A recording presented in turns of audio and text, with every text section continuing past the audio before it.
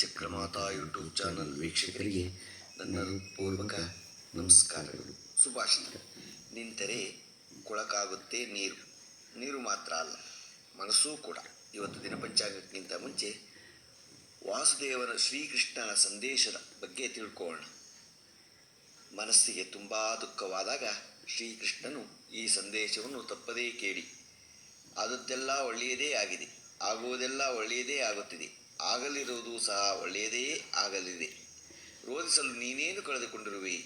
ಕಳೆದುಕೊಳ್ಳಲು ನೀನು ತಂದಿರುವುದಾದರೂ ಏನು? ನಾಶವಾಗಲು ನೀನು ಮಾಡಿರುವುದಾದರೂ ಏನು?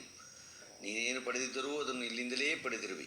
ಯಾವುದು ನಿನ್ನ ಭಾಗ್ಯದಲ್ಲಿ ಇದೆಯೋ ಅದು ನಿನಗೆ ಸಿಕ್ಕೇ ತೀರುತ್ತದೆ. ಯಾವುದು ನಿನ್ನದೆಲ್ಲವೋ ಅದು ನಿನ್ನ ಎಷ್ಟೇ ಪ್ರಯತ್ನಿಸಿದರೂ ಸಿಗಲಾರು. ಚಿಂತೆ ಬಿಡು. ಜೀವನದಲ್ಲಿ ಬರುವುದೆಲ್ಲವನ್ನೂ ಬಂದಂತೆ ಸ್ವೀಕರಿಸು. ನಮ್ಮ ಬದುಕೇ ಒಂದು ಹೋರಾಟ. ಈ ಹೋರಾಟದಲ್ಲಿ ನಾವು ಮಾಡುವ ಕಾರ್ಯವನ್ನು ಪ್ರಾಮಾಣಿಕವಾಗಿ ಮಾಡಬೇಕು. ಏನು ಆಗಬೇಕು ಅದು ಆಗಿಯೇ ತೀರುತ್ತದೆ. ಅದನ್ನು ತಡೆಯಲು ನಮ್ಮಿಂದ ಸಾಧ್ಯವಿಲ್ಲ. ನೀನು ಸತ್ಯದ ದಾರಿಯಲ್ಲಿ ಹೋಗು.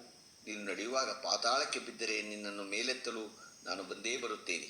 ಆದರೆ ಸ್ವರ್ಗದಲ್ಲಿ ಎಲ್ಲವೂ ಇದೆ, ಆದರೆ ಸಾವಿಲ್ಲ. ಭಗವದ್ಗೀತೆಯಲ್ಲೆಲ್ಲವೂ ಇದೆ, ಆದರೆ ಸುಳ್ಳಲ್ಲ. ಜಗತ್ತಿನಲ್ಲಿ ಎಲ್ಲವೂ ಇದೆ, ಆದರೆ ನೆಮ್ಮದಿ ಇಲ್ಲ. ಇವತ್ತಿನಲ್ಲಿ ಎಲ್ಲ ಮಾನವರಲ್ಲಿ ಎಲ್ಲವೂ ಇದೆ, ಆದರೆ ಮನಃಶಾಂತಿ ಇಲ್ಲ.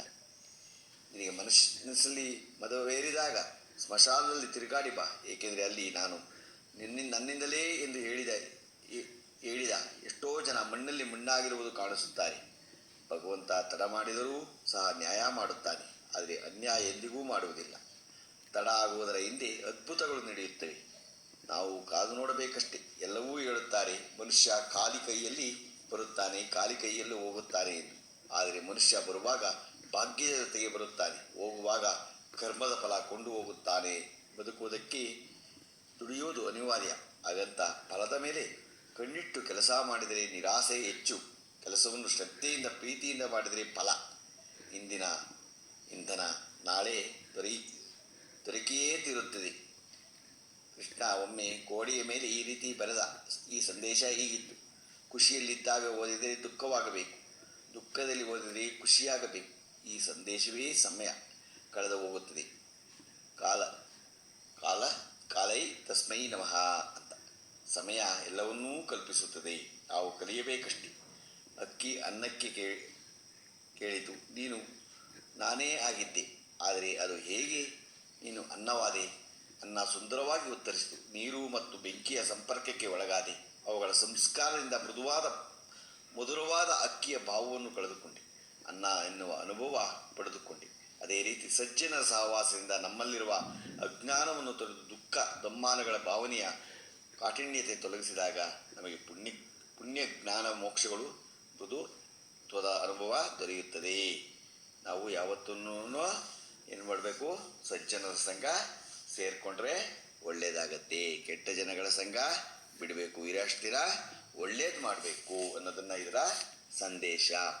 ಇವತ್ತು ದಿನ ಪಂಚಾಂಗವನ್ನು ತಿಳ್ಕೊಳ್ಳೋಣ. ದಿನಾಂಕ 8/9/2024 ಭಾನುವಾರ. ಶ್ರೀ ಕ್ರೋಧಿನಾಮ ಸಂವತ್ಸರ, ದಕ್ಷಿಣಾಯನ, ವರ್ಷ ಋತು ಭಾದ್ರಪದ ಮಾಸ, ಶುಕ್ಲ ಪಕ್ಷ, ತಿಥಿ ಪಂಚಮಿ, ಹಗಲು 3:16, ನಕ್ಷತ್ರ ಸ್ವಾತಿ, ಹಗಲು 12:29.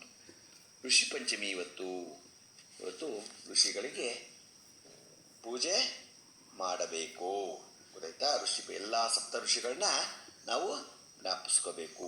ಮಳೆ ಪೂರ್ವಭಾದ್ರ 3ನೇ ಪಾದ, ರಾಹುಕಾಲ 4:56 6:28, ಗುಳಿಕ ಕಾಲ 3:24 4:56, ಯಮಗಂಟ ಕಾಲ 12:20 1:52.